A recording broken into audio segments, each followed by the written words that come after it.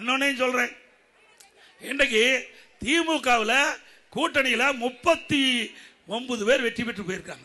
எவ்வளவு பேரு? திமுக கூட்டணி கட்சி சேர்ந்த 39 பேர். இவர்கள் போய் எத்தனை வருஷம் ஆச்சு? இப்போ கிட்டத்தட்ட நாடாளுமன்ற தேர்தல் 24 முடிஞ்சதில்ல, 25 அதுக்கு முந்தையும் 19 ஜெயிச்சாங்கல்ல. ஏதாவது தமிழ்நாட்டு மக்கள் குரல் கொடுத்தாங்களா? அங்கெல்லாம் பெஞ்ச தேய்ச்சிக்கிட்டு இருக்கிறாங்க.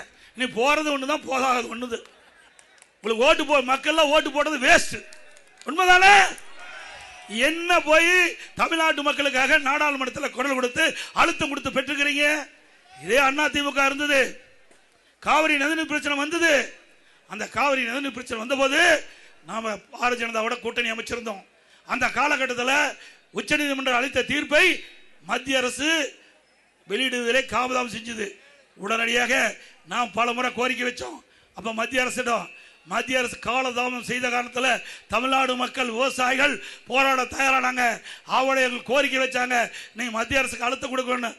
உடனே மத்திய அரசுக்கு அழுத்தம் கொடுத்து 22 நாட்கள் நம்முடைய 37 நாடாளுமன்றங்கள் நாடாளுமன்றத்தையே ஒத்தி வச்சோம். 22 நாட்கள்ங்க. இந்திய திருநாட்டுடைய சரித்திரத்தில் ஒரு கட்சி தமிழ்நாட்டு மக்களுக்காக, தமிழ்நாட்டில் உரிமைக்காக, விவசாய உரிமைக்காக 22 நாட்கள் ஓட்டு போட்ட மக்களுடைய குரலை நாடாளுமன்றத்தில் ஒழிச்சு 22 நாட்கள் நாங்க நாடாளுமன்றத்தை ஒத்தி வச்சோம்ல, கூட்டணியில் இருந்துகிட்டு. இன்றைய தினம் நீட்டுன்னு சொல்றீங்க.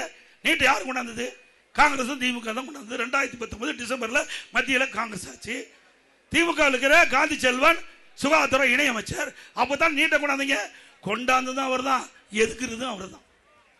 யாரு கொண்டாந்தது, எதுக்குறதோ எப்படி பாருங்க, டபுள் கேம் ஆடுறாங்க.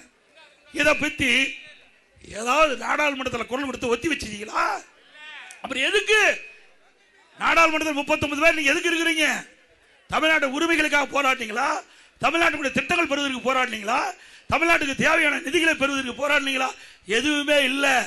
ஆக இதையெல்லாம் ஒரு பில்டப். இன்றைக்கு இந்த முதலமைச்சர் பில்டப் கொடுத்துட்டு வருகின்ற தேர்தலில் மக்களை ஏமாற்றி வாக்குகளை பெறுவதற்கு தந்திரமாக எடுக்கின்ற நாடகம் மக்கள் புரிந்து கொண்டார்கள் என்பதை இந்த நேரத்தில் தெரிவித்து